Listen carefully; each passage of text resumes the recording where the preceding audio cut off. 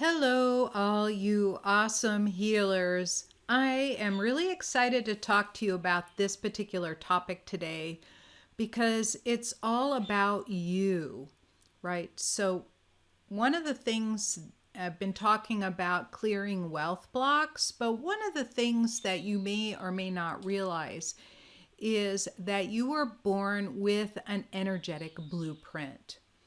And actually, there's scientific evidence that shows you have this blueprint, and that blueprint carries all of the information that you have had or will have in this lifetime.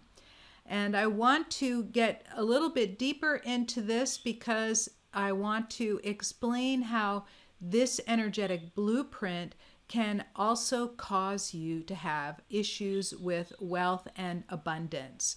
So stay tuned to hear more. This is Anastasia. I used to be a physics professor specializing in vibrational and quantum physics. After recovering from a serious illness using energy healing on myself, the calling to heal became so strong that I had to quit my 40-year research career. I replaced my six-figure professor's salary within 5 months using a simple but not easy 3-step system that I worked out to grow my healing practice. Now I help other healers grow their practices, whether they're just starting or already have a practice, with this same 3-step system. I'm all about helping you too. Listen in to learn more. I'm so happy you're back here today. I love talking about these particular topics because they are near and dear to me because they are scientific, right? So first, I'm going to talk about 3 different things, right? What is your energetic blueprint and what evidence we have that it exists? And I'm going to talk about what happens when you are off base, somehow out of alignment with your energetic blueprint, and how to release or change those spiritual causes for your business issues or your wealth issues. Okay, so first, what is your energetic blueprint? Right, so about 100 years ago, a scientist or a doctor was researching the fields around embryos, and he looked first at like salamander embryos and then mouse embryos, and he discovered that, and this is not physics, this is metaphysics, right? Even though he did physics experiments on it.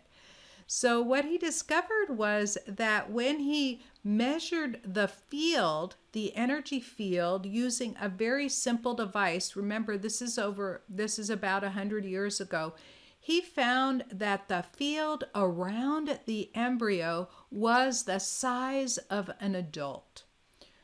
And if you've ever been pregnant, you know that it feels like invasion of the body snatchers, because that embryo that's sitting down there in your uterus, that embryo that's sitting in there has the field the size of the grown-up person. And if you're sensitive to energy, and I am, it just felt like my body was no longer my own. And in his experiments, this is by Dr.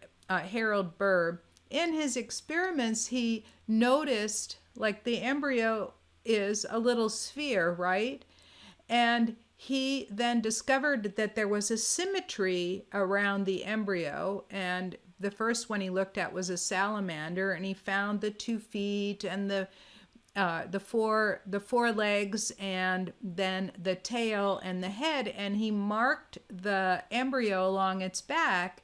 And as he watched it grow, he discovered that the markings were aligned with the spinal cord. And that was really awesome, right? So if you think about this, it's a really good reason why you grow into the shape that you're meant to grow into, because it's electrically and energetically guided to grow into that shape. Like, why should a spherical object grow into something with 2 arms and 2 legs, or in the case of the salamander, 2 legs and a tail? Why should it grow into that shape? And that's because the energetics are already there while it is just simply a fertilized cell, right? So that means that the entire energetic blueprint is with you from the time that the egg is fertilized. And just as an aside, like people say, when does life really begin? And so on. And some claim it's when you're viable outside of the womb, and others will say, no, it's at fertilization. So I have to say, just from my experience with my own pregnancy and also with observing my daughter's pregnancy, is that we were able to communicate with the being that they became right at the beginning.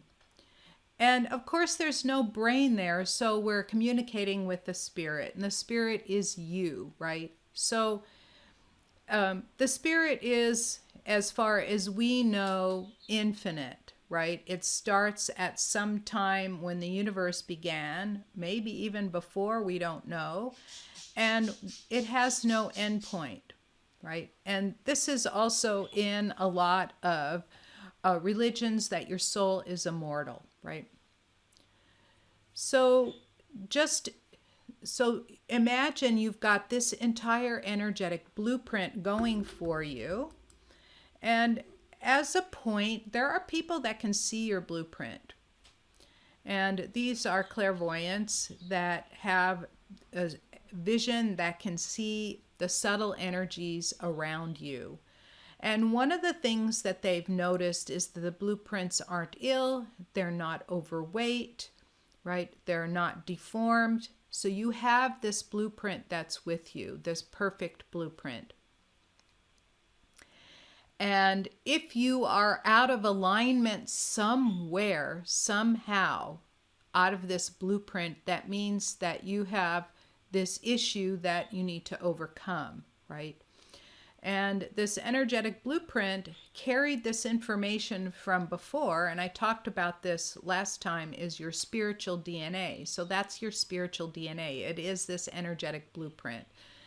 And so illness, it means that we have moved off of this blueprint in some way, right? We've lost some sort of truth. And you have to realize that we live in a society, and the society carries its own truth with it, and it may not be the spiritual truth. For example, if you look at every religion, the religion will have this dogma, right? Like in Catholicism, for example, when I was in grade school, they don't follow this as much anymore, but when I was in grade school, the cafeteria never served red meat on Fridays. It only served fish, right? And so the dogma was that you can only eat fish on Friday. It was a religious, deeply religious belief. And in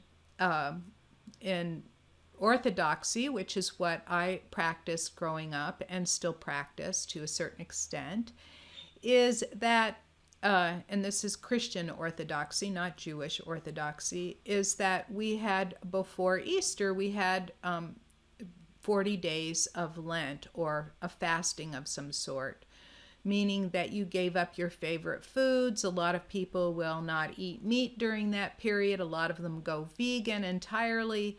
You know, something that's near and dear to you, you release out of your life for that 40 days, the 40 days of fasting.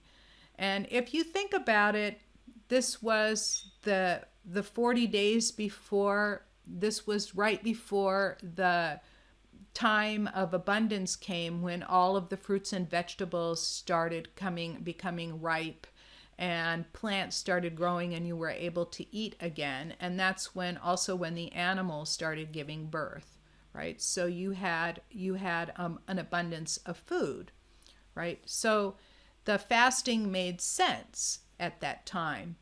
And nowadays, right? Nowadays, fasting, like the way I practice it, is that I already eat clean. I already have given up all of my favorites, and I don't fast that much. I don't release that much, but there are other practices that I will do, spiritual practices, right? So we've gotten a little bit off track, but this is a little bit about your energetic blueprint, right?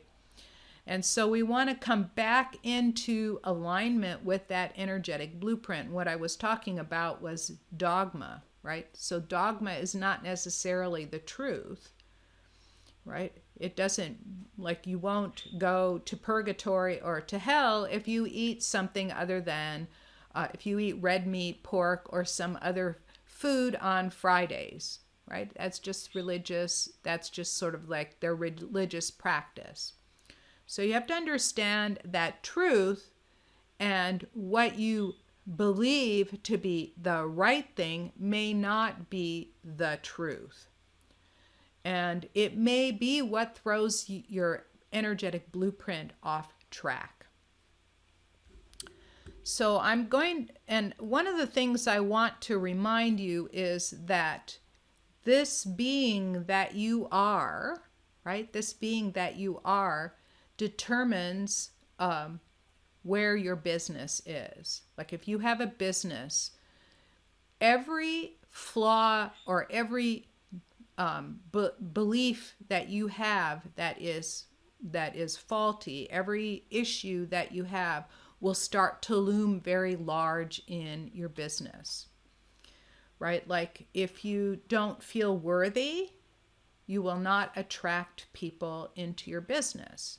You have to change that because you are worthy. You are, infinitely valuable. You were, God made you. I'm just speaking from my point of view. Spirit or God made you for a reason. You are here on this earth because you are a divine being. You are absolutely worthy.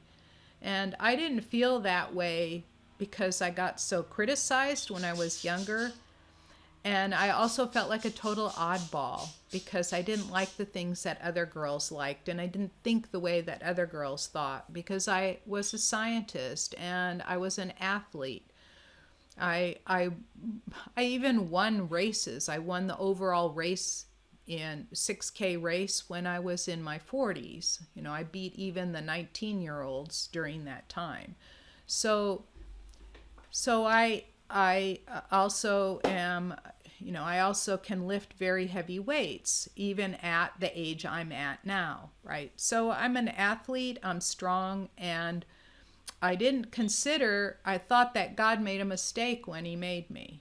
And then I was out running one morning in my early 40s. I was out running through the vineyards, and then it was like I downloaded this thought. It's like, of course, I was made by God. God doesn't make a mistake. And it just released all of that fear that I was too much of an oddball and I wasn't worthy, right? So think about that, right? Think about that. So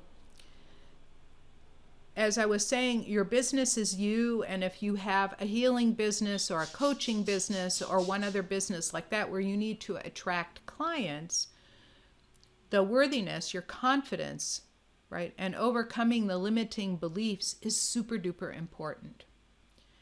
And number 2 is being too rigid, right? Putting too many rules on things. It's not helpful. Like, my husband, I dearly love him, but he's a rule maker. He has rules for everything. Like when he goes out and rides his motorcycle to and from work every day, he has really rigid rules about how he rides that motorcycle, and it's to keep him safe. And he also works for a company. He's not a very good entrepreneur, but he's a great employee. He also works for a company where he has lots and lots of rules, and it really helps him.